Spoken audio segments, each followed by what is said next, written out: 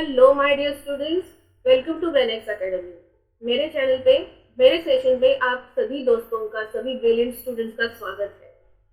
बच्चों, in the last session we have covered the topic significance of management principles. Now in today's session we are going to continue with the theories of management. Session को शुरू करने से पहले एक बात बोलना चाहूंगी। अगर मेरे वीडियोस आपको पसंद आ रहे हो, आप उस वीडियोस को लाइक कर रहे हो, तो प्लीज ज्यादा से ज्यादा आपके दोस्तों तक वो शेयर करो और फाइनली मेरे चैनल को सब्सक्राइब करो। मुझे भी मोटिवेशन की जरूरत है, तो इसी मोटिवेशन के साथ अगर आप मेरे चैनल को सब्सक्राइब करोगे तो इससे भी अच्छे अच्छे वीडियोस लेकर मैं आपके साथ हाजिर हो जाऊंगी। तो चलिए आज के सेशन को शुरुआत करते हैं। Theories of management. Management theories are the set of general rules. They guide the managers to manage the organization. Various management thinkers have different approaches and have different theories based on that. अलग अलग management thinkers है, उनके approaches management के लिए अलग अलग है, उनके व्यूज अलग है। तो इन्हीं में से कुछ स्पेसिफिक मैनेजमेंट थिंकर्स की थ्योरीज को हम पढ़ने वाले हैं। तो फर्स्ट थिंकर कौन है? हेनरी फेयोल, जिसका जन्म हुआ 1841 में और जिनका मृत्यु हुआ 1925 में। ये कौन है? इन्होंने कौन सी थ्योरी को डेवलप किया है? Administrative theory of management. तो हम इन्हीं की थ्योरी को हम पढ़ते हैं। He was a French mining engineer turned leading industrialist and successful manager. Yes, first of all, he was French mining engineer और उससे ये कौन बने? Industrialist and successful manager. He has started a career as mining engineer in French mining company. इन्होंने अपने career की शुरुआत कैसे की? As mining engineer in French mining company और reach to the position of chief managing director. उनका career graph कैसे शुरू हुआ? As mining engineer to the position of chief managing director. Fayol came with 14 principles of management in his book General and Industrial Administration. इन्होंने एक book लिखा जिस book का नाम है जनरल एंड इंडस्ट्रियल एडमिनिस्ट्रेशन, जिस बुक में उन्होंने 14 प्रिंसिपल्स ऑफ मैनेजमेंट लिखे। He was called as father of modern management. इनको कौन कहते हैं? फादर ऑफ मॉडर्न मैनेजमेंट, इस नाम से भी इनको बुलाया जाता है। These 14 statements are the guidelines for decision making and management actions. ये जो 14 स्टेटमेंट्स है, 14 प्रिंसिपल्स है, वो किसके लिए काम आते हैं? For the decision making and management actions. तो चलिए इन 14 प्रिंसिपल्स को हम वन बाय वन थॉरली देखेंगे। फर्स्ट है principle of division of work. This principle states that the work is divided into various types such as technical, financial, commercial, security and managerial. The work is allocated to the employees as per their skills, qualities and capabilities. Ultimately, it results expected output as it helps in improving efficiency and expertise of employees. First principle क्या है? Principle of division of work. ये principle क्या कहता है कि तुम्हारा जो काम है, जो वर्क है, उसको डिवाइड करो। कैसे डिवाइड करो? कौन से सेक्शंस में, कौन से डिपार्टमेंट्स में आप डिवाइड करते हो? So you divide your work in technical, financial, commercial, security and managerial. ये अलग अलग डिपार्टमेंट्स रहते हैं। आपको तो मालूम ही होगा, हर एक बड़े ऑर्गेनाइजेशन में ये अलग अलग डिपार्टमेंट्स रहते हैं। टेक्निकल डिपार्टमेंट अलग रहता है, फाइनेंशियल डिपार्टमेंट अलग रहता है, कमर्शियल डिपार्टमेंट अलग रहता है, security is different and manager department is different. So there are various different types of departments in the organization. So as per the work, as per the department, the employees are allocated. लेकिन employees को हम कैसे allocate करते हैं? As per their skills, qualities and capabilities. जब तुम कोई भी एम्प्लॉय का इंटरव्यू लेते हो, मतलब in that case employee is not the employee, in that case when you are interviewing the employee तो वो तुम्हारा कैंडिडेट हो जाता है। तो उस कैंडिडेट को जब तुम इंटरव्यू के लिए बुलाते हो और उसका इंटरव्यू लेते हो, एट दैट टाइम तुमको मालूम पड़ता है कि इसका स्किल कहाँ है, इसका कैपेबिलिटी और ये कौन से एरिया में एक्सपर्ट है, whether he is expert in technical, financial, commercial, security और मैनेजरियल। तो as per their skills you allocate the work और तुम उसको उस डिपार्टमेंट में भेज देते हो। Ultimately it results expected output as it helps in improving efficiency and expertise of employees. Ultimately उसका रिजल्ट क्या मिलता है तुमको? इंक्रीज इन एफिशिएंसी, तुम्हारा एफिशिएंसी इंप्रूव हो जाता है, इंक्रीज हो जाता है, और एक्सपर्टाइज ऑफ एम्प्लॉयज, जिस एरिया में जो एम्प्लॉय एक्सपर्ट है आप उसको वही काम एलोकेट करते हो। तो this is the principle of division of work. Now we will go to next principle, principle of authority and responsibility. Authority means power and right to give orders and to make others obey. Authority का meaning क्या है? What is the meaning of authority? मतलब तुम्हारे पास वो power है कि तुम दूसरों को काम दो और उनसे काम करवा के लो। It is very important to get things done from the subordinates. ये बहुत जरूरी होता है। सिर्फ खाली काम देना, ऑर्डर देना, ये जरूरी नहीं है। उसके साथ साथ एम्प्लॉयज काम कर रहे हैं कि नहीं वो भी तुमको देखना पड़ता है। So it is very important to get the things done from the subordinates, but the authority and responsibility go hand in hand. ये ऑथोरिटी एंड रिस्पॉन्सिबिलिटी है, ये साथ साथ चलते हैं, they go in parallel. Manager is the only person who is responsible for the work done in time or not done in proper manner. क्या होता है, ये पूरा का पूरा रिस्पॉन्सिबिलिटी मैनेजर पर ही आ जाता है कि वो अपने एम्प्लॉय से अच्छे से काम करवा के ले रहा है कि नहीं। अल्टीमेटली इट इज हिज और हर रिस्पॉन्सिबिलिटी, मैनेजर का रिस्पॉन्सिबिलिटी बन जाता है कि तुम खुद कैपेबल हो कि नहीं, एम्प्लॉयज को ऑर्डर भी दो और उनसे काम करवा के भी लो। So it is the entire responsibility of manager. ये तो हमने देखा principle of authority and responsibility. Now we will go to the next principle. Next principle क्या कहता है? Principle of discipline.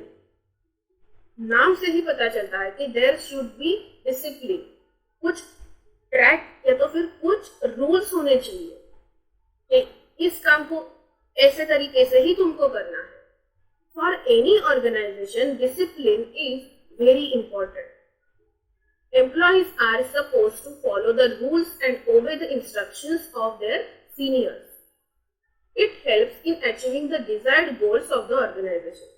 The understanding between the management and the employee worker should be very clear and transparent. There must be discipline at all the levels of the organization. Basically, कौन से levels होते हैं? Top level, middle level and lower level. ये जो three levels है वो तो हमने क्लास 11 में देखे ही थे। तो ये प्रिंसिपल ये कहता है कि there must be discipline। सिर्फ खाली लोअर लेवल पे डिसिप्लिन होना ये जरूरी नहीं है, इट इज नॉट इम्पोर्टेंट। तीनों लेवल्स पे इक्वली डिसिप्लिन मेंटेन रहना चाहिए। मतलब in the entire organisation if you want to achieve the success, आपके लिए डिसिप्लिन का होना बहुत जरूरी है। Employees are suppose to follow the rules and obey the instructions of their seniors. Employees का ये काम है कि उनके सीनियर्स के ऑर्डर्स फॉलो करो, उनको ओबे करो और उसी तरीके से आप काम करो। It helps in achieving the desired goals of the organisation. एक डायरेक्शन अगर आपको है तो उसी डायरेक्शन से, उसी डिसिप्लिन से, उसी रूल से अगर आप चलोगे तो यहाँ पे कोई दिक्कत नहीं है, कोई शंका नहीं है, कुछ नहीं है कि आपको आपका डिजायर्ड गोल जो है, वो जो टारगेट है वो आपको अचीव करना ही है और वो हो भी जाता है। लेकिन उसको जरूरत किसकी होती है? डिसिप्लिन की। The understanding between the management and the employee worker should be very clear and transparent. Order, instructions देते वक्त, order देते वक्त, there should be understanding. मतलब क्या आप बोल रहे हो, कौन सा मैसेज, कौन से ऑर्डर्स आप अपने एम्प्लॉयज को कन्वे कर रहे हो, ये भी बहुत जरूरी है।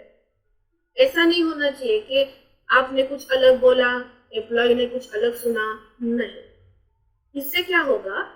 There will be misunderstanding and there will not be transparency in the conversation. तो ऐसा नहीं होना चाहिए, क्योंकि इन सारी चीजों का जो इम्पैक्ट है वो तुम्हारे गोल पे होने वाला है। In that case you will not able to achieve your desired goal. तो ऐसा नहीं होना चाहिए। So there must be clear understanding. आप अच्छे से उनको ऑर्डर्स दो, आपको जो कहना है वो अच्छी तरीके से उन तक पहुंचना चाहिए, और ऑन द कॉन्ट्ररी एम्प्लॉयज ने भी आपकी हर एक बात, छोटी से छोटी बात अच्छे से समझ लेनी चाहिए। तो इसे कहते हैं अंडरस्टैंडिंग एंड ट्रांसपेरेंसी। तो प्रिंसिपल ऑफ डिसिप्लिन में ये सारी चीजें डिस्क्राइब की गई है। नेक्स्ट प्रिंसिपल की तरफ चलते हैं। नेक्स्ट प्रिंसिपल है principle of unity of command. अभी ये प्रिंसिपल क्या कहता है हमको? As per this principle the employee should receive the orders only from the superior, one superior. If there is more than one superior, there is confusion in the mind of the employee. He should not be able to understand to whom he should follow first. Ultimately, it will hamper the work of the organization. To avoid all this, the hierarchy of the organization should be well defined. Principle of unity of command क्या कहता है कि अगर आपको instructions देने हैं group of employees को, तो वो जो दे रहा है वो आदमी और वो मैनेजर सिर्फ एक ही पर्सन होना चाहिए। अगर मैं बोल रही हूँ और एक मैनेजर एक बोल रहा है, तो एम्प्लॉइज को पता ही नहीं चलेगा कि किसके इंस्ट्रक्शंस तुमको फॉलो करने हैं। He will get confuse. Too many cooks spoil the food, ये कहावत तो आपने सुनी होगी। वैसे ही too many managers spoil the work, ऐसा हम कह सकते हैं इस केस में। तो the manager should be one and one only who is giving the instructions to the employees. तो इससे क्या होगा?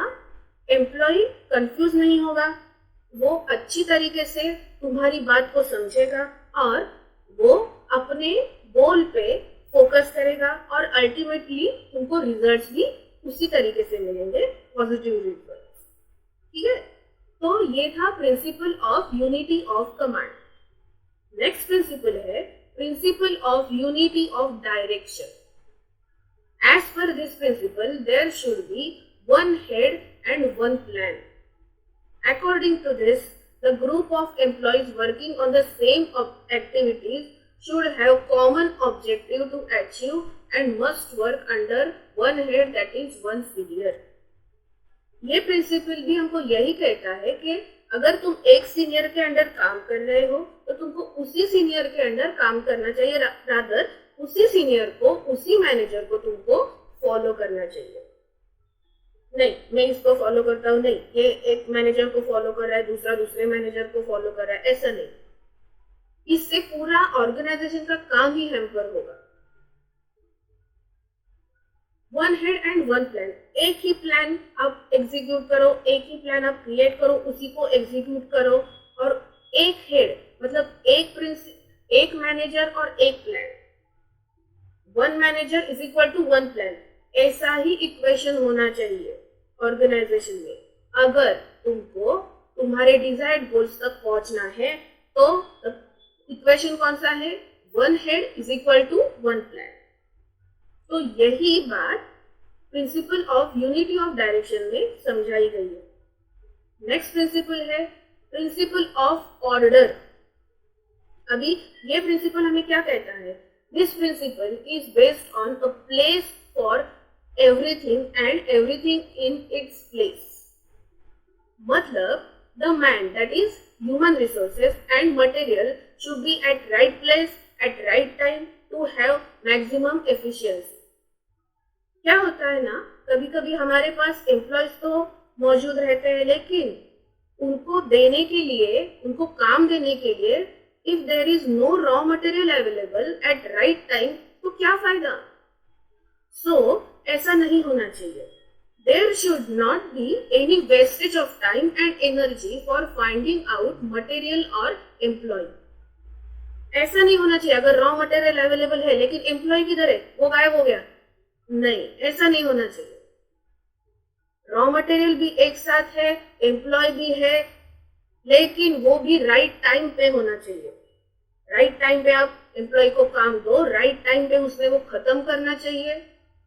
सब कुछ राइट टाइम पे, राइट प्लेस पे होना चाहिए। So the focus of this principle is on the optimum utilization of the physical and human resources। तो इस प्रिंसिपल का फोकस कौन सी चीजों पे है? ऑप्टिमम मतलब efficient utilisation of resources. Means उस रिसोर्सेज में क्या क्या रिसोर्सेज हम इंक्लूड करते हैं? Human resources and physical resources. Physical resources means machine and human resources means the employees, that is man power. तो ये दोनों चीजें भी साथ साथ चलती है। तो इस प्रिंसिपल में ये कहा गया है कि वेस्टेज ऑफ टाइम नहीं होना चाहिए, वेस्टेज ऑफ एनर्जी नहीं होना चाहिए। काम है तो वो अच्छी तरीके से एफिशिएंटली होना चाहिए, without any wastage of time and energy. In that case only you will be able to achieve the desired goals. 14 principles है, देयर आर 14 प्रिंसिपल्स जी जो हमारे हेनरी फेयोल जी ने डिस्क्राइब किया है, लेकिन अब तक हमने सिर्फ 6 प्रिंसिपल्स देखे हैं। लेकिन मुझे ऐसा लगता है it is enough for this session. In the next session we will continue with the next principle. तो आगे के जो प्रिंसिपल्स है वो हम नेक्स्ट सेशन में करेंगे, नेक्स्ट सेशन में करेंगे।